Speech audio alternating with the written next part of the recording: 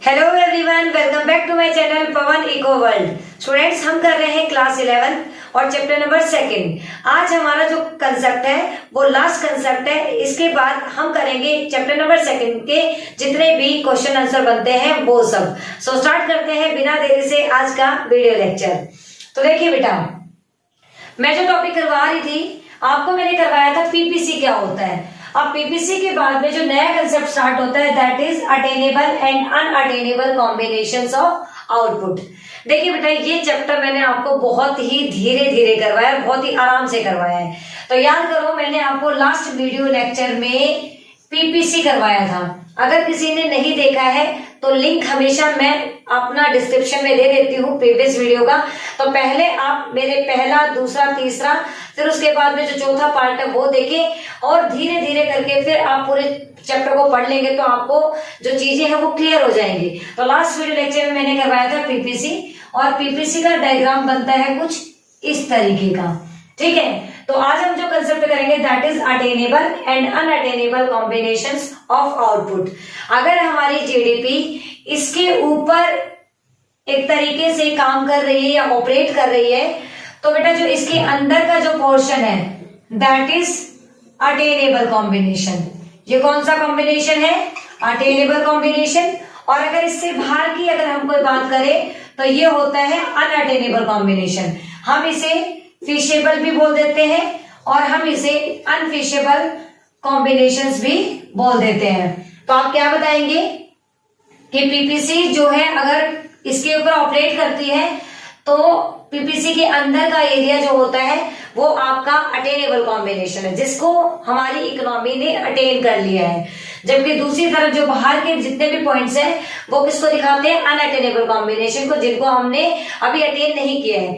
अब आपको कुछ बात समझ आई नहीं आई उसको मैं थोड़ा समझाने की कोशिश करती हूँ। देखिए बेटा, आप जिस इकोनॉमी में रह रहे हैं, मतलब आप इंडियन इकोनॉमी में रह रहे हैं और इंडियन इकोनॉमी में आप एक तरीके से मिक्स इकोनॉमी अडॉप्ट करके चली जाती है, तो उसका मैंने एक पीपीसी बना दिया, प्रोडक्शन पॉसिबिलिटी कर्व बना दिया।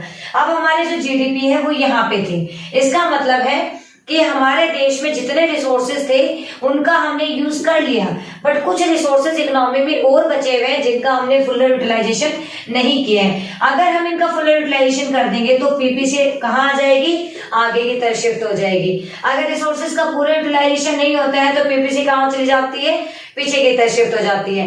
आजकल जो क्वेश्चंस है वो कंसेप्ट बेस्ड नहीं होते हैं, मतलब सीधे सीधे नहीं पूछे जाते हैं कि what is PPC, define PPC, assumptions of PPC. नहीं, आजकल जो क्वेश्चंस पूछे जाते हैं वो थोड़े केस स्टडी टाइप पूछे जाते हैं। तो आपसे पूछा जाएगा कि इंडियन इकोनॉमी के अंदर उज्ज्वला योजना लगाई गई, मेक इन इंडिया जैसी जो भी आपकी स्कीम थी वो चलाई गई, तो उन सबके चलाने की वजह से पीपीसी पे क्या इम्पैक्ट पड़ा। तो आप बताएंगे अगर कोई अच्छी स्कीम, आपको बस याद रखना है एक तरीके से, ये आपका की पॉइंट है जो आपको याद रखना है। अगर इकोनॉमी में कोई भी अच्छा काम किया गया है, अगर कोई भी डेवलपमेंट वर्क किया गया है तो पीपीसी आगे की तरफ शिफ्ट होगी। अगर इकोनॉमी में पॉवर्टी, अनएम्प्लॉयमेंट, मैसिव अनएम्प्लॉयमेंट, इस तरीके की चीजें दिखाई जा रही है जो इकोनॉमिक इश्यूज होते हैं, तो पीपीसी कहाँ चली जाएगी? बैकवर्ड शिफ्टिंग हो जाएगी। तो आपका जो पहला कंसेप्ट था attainable unattainable combination of output, जो पीपीसी के अंदर होते हैं दैट इज अटेनेबल, पीपीसी के बाहर की जो चीजें होती है अनअटेनेबल। चलते हैं सेकंड कंसेप्ट की तरफ, शिफ्टिंग एंड रोटेशन। पहले हम बात करेंगे शिफ्टिंग और रोटेशन में क्या डिफरेंस है। तो बेटा, शिफ्टिंग का मतलब होता है कि मैं यहाँ खड़ी हूं और यहाँ से मैं डायरेक्टली यहाँ आ जाती हूँ, मतलब मैंने अपनी जगह एक से, मतलब अपनी जगह जो है यहाँ से छोड़कर दूसरी जगह स्टार्ट कर दिया, मैं वहां जाके खड़ी हो गई, मैं अब यहाँ हूं, मैं यहाँ आ गई, इसको बोला जाता है शिफ्टिंग। रोटेशन का मतलब होता है मैं जहां खड़ी हूं वहीं की वहीं मैंने अपना फेस इस तरफ कर लिया, इस तरफ कर लिया या फिर इस तरफ कर लिया। ये जो चीजें होती है ये रोटेशन होता है। शिफ्टिंग का मतलब कंप्लीटली पीपीसी चेंज हो जाता है, रोटेशन का मतलब पीपीसी जो है वो चेंज नहीं होता है, मतलब बस थोड़ा सा रोटेट हो जाता है। तो अब हम जो नेक्स्ट कंसेप्ट कर रहे हैं बेटा that is change in resources. Resources जो है वो चेंज होंगे, रिसोर्सेज आर इंक्रीज और रिसोर्सेज आर डिक्रीज। तो देखिए बेटा, अभी जो मैंने आपको समझाया उस समझाने के पॉइंट ऑफ व्यू से अगर मैं आपको बताऊं तो ये आपका फिर से मैंने एक पीपीसी बना दिया, ठीक है। हमने क्या बना दिया, फिर से पीपीसी बना दिया। क्या कर सकते हैं हम, उसमें थोड़ा सा होच पोच हो जाएगा, समझ नहीं आएगा। पीपीसी मैंने बना दिया। अब पीपीसी बना दिया तो सबसे पहले change in resources, resources increase हो गए हैं तो आगे की तरफ, रिसोर्सेज डिक्रीज हो गए हैं तो पीछे की तरफ। तो चेंज इन रिसोर्सेज आगे आ जाएगा, जिसको बोला जाता है फॉरवर्ड शिफ्टिंग। पीछे की तरफ बैकवर्ड शिफ्टिंग कब होगा, जब रिसोर्सेज डिक्रीज होंगे। इंक्रीज होंगे तो आगे की तरफ, डिक्रीज होंगे तो पीछे की तरफ। ये चलो हमारा हो गया पहला कंसेप्ट। अगली बात कर लेते हैं चेंज इन टेक्नोलॉजी। अब टेक्नोलॉजी अगर अच्छी हो गई है तो जो पीपीसी है वो कहाँ शिफ्ट हो जाएगा, आगे की तरफ। अगर अच्छी नहीं हुई है तो कहाँ शिफ्ट हो जाएगा, बैकवर्ड। मतलब पहले यहाँ था, आपकी बार कहाँ चला गया, पीछे।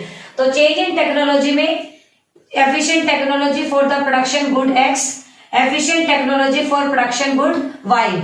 अब देखिए बेटा, ये हमारा एक्स एक्सिस होता है और ये हमारा वाई एक्सिस होता है। अब यहां मैं बना देती हूँ एक बार, ये हमारा एक्स और वाई। तो पहले बोला गया है कि efficient technology for the production good x, जो एक्स का प्रोडक्शन करने में हमने टेक्नोलॉजी कैसे लगाई है, एफिशिएंट लगाई है। तो प्रोडक्शन कहां बढ़ गया, इसकी तरफ बढ़ गया, एक्स की तरफ। दूसरी बार जब फिर से हमने बनाया तो इन्होंने बोला अब की बार कहां हो गया, वाई की तरफ टेक्नोलॉजी जो है वो अच्छी हो गई है। तो ये हमारा वाई होता है। अब प्रोडक्शन कहां बढ़ गया, इस तरफ बढ़ गया। देन आगे आ जाता है efficient technology for the production both X and Y. और जब बेटा बोथ एक्स और वाई के हो जाते हैं तो ये एक्स है, ये वाई है, दोनों तरफ बढ़ा है तो इतना ही गैप इस साइड रहेगा और इतना ही गैप इस साइड रहेगा। अब देखिए, टेक्नोलॉजी जब आगे जाती है, खराब अच्छी होती है तो पीपीसी आगे शिफ्ट होगा, टेक्नोलॉजी खराब होती है तो पीपीसी पीछे शिफ्ट होगा। सीधी बात है, अगर आपने नई टेक्नोलॉजी लगाई है तो प्रोडक्शन बढ़ेगा, और प्रोडक्शन बढ़ेगा तो जो हमारा पीपीसी है या जीडीपी है वो आगे की तरफ चला जाएगा। और जब हमारी जो टेक्नोलॉजी है वो आउटडेटेड हो गई है, पुरानी हो गई है, वो मशीनें जो है काम करना बंद कर गई है, तो हमारा जो प्रोडक्शन का लेवल है वो डाउन चला जाएगा। और जब प्रोडक्शन का लेवल डाउन जाता है तो पीपीसी बैकवर्ड शिफ्टिंग को दिखाता है। देखिए बेटा, अभी मैंने आपको क्या समझाया, मैंने इस पूरे कंसेप्ट में आपसे बताया कि जो पीपीसी है उसका अटेनेबल कॉम्बिनेशन क्या होता है, अनअटेनेबल। पीपीसी के अंदर अटेनेबल, बाहर अनअटेनेबल। पीपीसी दो तरीकों से मतलब काम करती है, या तो वो रोटेट होती है या वो शिफ्ट होती है। जब रिसोर्सेज घटते हैं या बढ़ते हैं तो शिफ्टिंग होगी, और रिसोर्सेज में जब एक्स की तरफ कुछ चेंजेस आती है या फिर वाई की तरफ चेंजेस आती है तो हम इसे बोलते हैं रोटेशन। अब हम करते हैं आगे, जो हमारा नेक्स्ट कंसेप्ट है that is marginal opportunity cost और अपॉर्चुनिटी कॉस्ट क्या होता है। नेक्स्ट कंसेप्ट स्टार्ट होता है प्रॉपर्टीज ऑफ पीपीसी।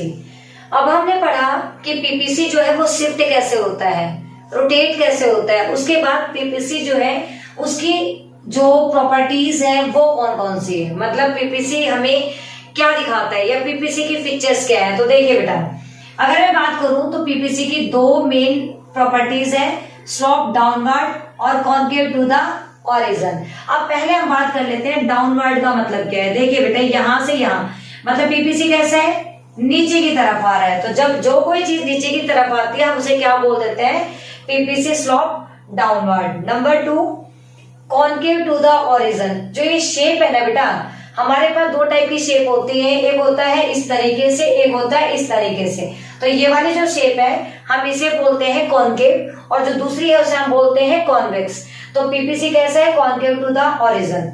अब देखिए, पीपीसी की दो प्रॉपर्टीज बताई गई है। पहला, पीपीसी ऑलवेज स्लोप डाउनवर्ड, हमेशा नीचे की तरफ होता है। क्यों?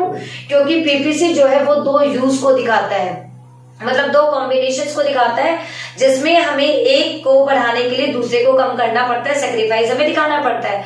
और जो हम सेक्रीफाइस करते हैं, मतलब एक को सेक्रीफाइस करते हैं, एक को गेन करते हैं, तो जो शेप है उसकी कैसी आती है, डाउनवर्ड स्लोपिंग आती है। एक तरीके से मैं कहूं कि नीचे की तरफ आएगी। और दूसरा है कॉन्केव ओरिजिन। तो कॉन्केव ये होता ही है, इसकी शेप कैसी होती है, कॉन्केव टू द ओरिजिन होती है। ये दो इसकी प्रॉपर्टी थी। कि उसके बाद हम बात कर लेते हैं जो इस चैप्टर का मेन कंसेप्ट बनता है कि मार्जिनल अपॉर्चुनिटी कॉस्ट और अपॉर्चुनिटी कॉस्ट क्या होता है। तो देखिए बेटा, नाम से ही पता चल रहा है, अपॉर्चुनिटी मतलब अवसर। अब किसी भी इंसान के पास ऐसा तो है नहीं कि एक ही ऑप्शन होता है, हमारे पास बहुत सारे ऑप्शंस होते हैं। फॉर एग्जांपल मैं अपना ही ले लेती हूँ। मेरे पास लाइफ में दो ऑप्शन थे, या तो मैं टीचिंग की लाइन में जा सकती थी या फिर हो सकता है आगे अपनी फर्दर स्टडी कर सकती थी, मतलब आगे पढ़ना चाहती तो आगे पढ़ सकती थी, या फिर वही अपने आप को टीचिंग के अंदर ले जाने, मतलब टीचिंग प्रैक्टिसेस में स्टार्ट कर सकती थी। तो मैंने 2013 में क्या चूज किया कि मुझे पढ़ाना चाहिए, मेरे लिए यही बेस्ट है। तो मेरे पास दो ऑप्शन थे, दोनों ऑप्शंस में से मैंने एक ऑप्शन को छोड़कर मैं जब दूसरी ऑप्शन की तरफ गई, that is called opportunity cost. मतलब आपके पास दो ऑप्शन होंगे, आपको एक को छोड़कर दूसरे की तरफ जाना होगा, क्योंकि दोनों ऑप्शंस को आप एक साथ अवेल नहीं कर सकते। देखिए, नेक्स्ट बेस्ट अल्टरनेटिव यूज, आपके पास दो ऑप्शन है, उनमें से आपको एक अवेल करना है, इसी को हम बोल देते हैं अपॉर्चुनिटी कॉस्ट। नंबर 2, हम इसे नेक्स्ट फोरगोन यूज भी बोल सकते हैं, क्योंकि हम एक को छोड़कर आते हैं। उसके बाद आता है कि मार्जिनल अपॉर्चुनिटी कॉस्ट क्या होता है। तो बेटा, मार्जिनल अपॉर्चुनिटी कॉस्ट वो कॉस्ट होता है जिसे हम एडिशनल कॉस्ट बोल देते हैं, क्योंकि मार्जिनल वर्ड जो है हमारे इकोनॉमिक्स में एडिशनल यूनिट्स को ही शो करता है। तो दोनों में डिफरेंस क्या हुआ, इसमें भी यही बात है, इसमें भी यही बात, इनमें एक छोटा सा डिफरेंस है। जो अपॉर्चुनिटी कॉस्ट है ये क्या दिखाता है, ये टोटल आउटपुट या फिर कह सकते हैं टोटल चेंज को दिखाता है। आपके पास यूज 1 है और एक तरफ यूज 2 है, यूज 1 को आपने छोड़ दिया, इसको अवेल कर लिया, या यूज 2 को छोड़ दिया, आपने यूज 1 को अवेल कर लिया। आपने ऐसा नहीं कि थोड़ा यूज 1 को कम कर दिया, थोड़ा यूज 2 की तरफ शिफ्ट हो गए, ये नहीं होता। आपने यूज 1 से यूज 2 की तरफ पूरा तरह शिफ्ट हो गए। जैसे मैंने क्या किया कि मैं 2013 के अंदर पढ़ाने के लिए आ गई, तो मैंने पढ़ाई छोड़ दी, बस वो एक एग्जाम अलग बात है कि मैं अभी भी पढ़ रही हूँ। तो कहने का मतलब ये है कि हमारे पास ऑप्शन होते हैं, हम कंप्लीटली उसकी तरफ शिफ्ट हो जाते हैं। तो यहाँ पे यूज 1 से जब आप यूज 2 की तरफ आते हो, that is opportunity cost. Use 2 से यूज 1 की तरफ जाते हो, दैट इज अपॉर्चुनिटी कॉस्ट, मतलब एक से आप दूसरे की तरफ कंप्लीटली शिफ्ट हो गए। जबकि जो मार्जिनल अपॉर्चुनिटी कॉस्ट है उसमें हम किसको दिखाते हैं, उसमें हम दिखाते हैं रेशियो को, मतलब यूज 1 से यूज 2 की तरफ कितना रेशियो चेंज हुआ है, कितना रेशियो जो है वो शिफ्ट हुआ है, उसका हम बोलते हैं MOC, मार्जिनल अपॉर्चुनिटी कॉस्ट। देखो एक डायग्राम, सबसे पहले हम ले लेते हैं O को, यहाँ ले लेते हैं X को, यहाँ ले लेते हैं Y को, इसे बोला जाता है X एक्सिस, इसे बोला जाता है Y एक्सिस। यहाँ पे यूज 1 है, यहाँ पे यूज 2 है। आपके पास दो ऑप्शन है, एक यूज 1 का, एक यूज 2 का। तो देखिए, जब आप यहाँ पे K से L1 की तरफ जा रहे थे, या फिर K से आप इसकी तरफ जा रहे थे, दूसरी तरफ K1 से आप यहाँ तक जा रहे थे, तो यहाँ आपने क्या किया, इतने को डेल्टा Y को आपने लॉस किया, तब आप डेल्टा X की तरफ क्या हुआ, अब शिफ्ट हुए। मतलब आपने इतने प्रोडक्शन को यहाँ कम किया, तब इतना प्रोडक्शन आपने यहाँ बढ़ाया। तो डेल्टा Y लॉस को दिखाता है, डेल्टा X गेन को दिखाता है। इन दोनों के बीच का जो रेशियो आता है, हम उसे बोलते हैं मार्जिनल अपॉर्चुनिटी कॉस्ट। यही एक बेसिक डिफरेंस है जो अपॉर्चुनिटी कॉस्ट और मार्जिनल अपॉर्चुनिटी कॉस्ट को अलग करता है। अपॉर्चुनिटी कॉस्ट टोटल जो लॉस है उसको दिखाता है, जबकि मार्जिनल अपॉर्चुनिटी कॉस्ट उसके रेशियो को दिखाता है कि यूज 1 से यूज 2 की तरफ हम कितने शिफ्ट हुए हैं। उसी तरीके से पीपीसी जो है वो हमारी व्हाट टू प्रोड्यूस,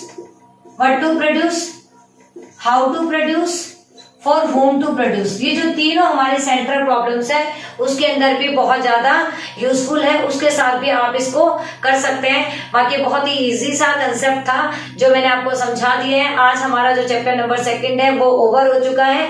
इसका जो प्रीवियस वीडियो है वो आप लिंक मैं डिस्क्रिप्शन में दूंगी, आप उसे देख सकते हैं। आने वाला जो वीडियो होगा वो इस चैप्टर के क्वेश्चन आंसर का होगा। सो बी रेडी, तब तक के लिए बाय बाय, टेक केयर।